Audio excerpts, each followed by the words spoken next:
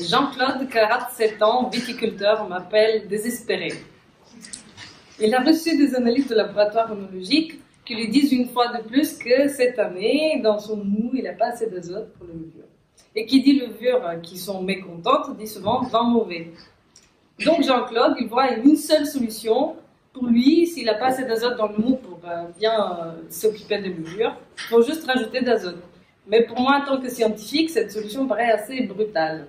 Donc je lui propose une autre démarche. Si on pouvait trouver des levures qui juste ont besoin de moins d'azote, qu'est-ce qu'on pourrait faire? Ça pourrait être assez utile.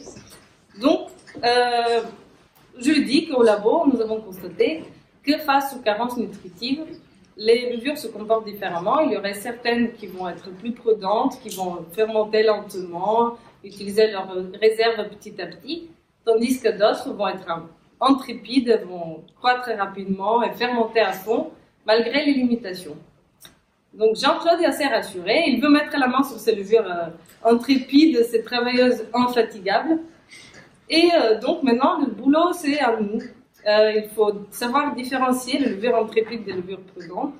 Il faut savoir, est-ce qu'on pourrait les sélectionner au laboratoire? Est-ce qu'on pourrait même les créer au laboratoire? Et si je les sélectionne, sur quels critères je vais les faire? Etc. Et pour répondre à toute cette question, il faut que je commence par comprendre les mécanismes derrière le comportement varié des levures face aux carences nutritives.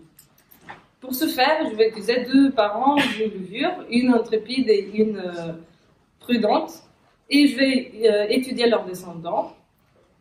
Et il suffit juste de comprendre leur fonctionnement et d'écrire bien leur comportement à carence et le corréler avec des données de génétique. Ainsi, des tests statistiques pourront me pointer des empreintes génétiques de ces levures intrépides si précieuses pour Jean-Claude.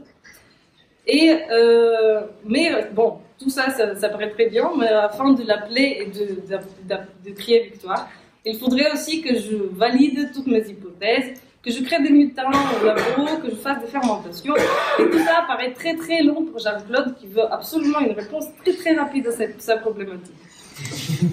Donc, pour tout ce temps qui paraît perdu pour Jean-Claude, viticulteur, est en effet un temps gagné pour la filière œnologie et pour la science en général. En effet, les mécanismes qui sont impliqués dans l'intrépidité des levures en œnologie sont aussi les mécanismes qui sont responsables, par exemple, de la croissance invasive des cellules cancéreuses.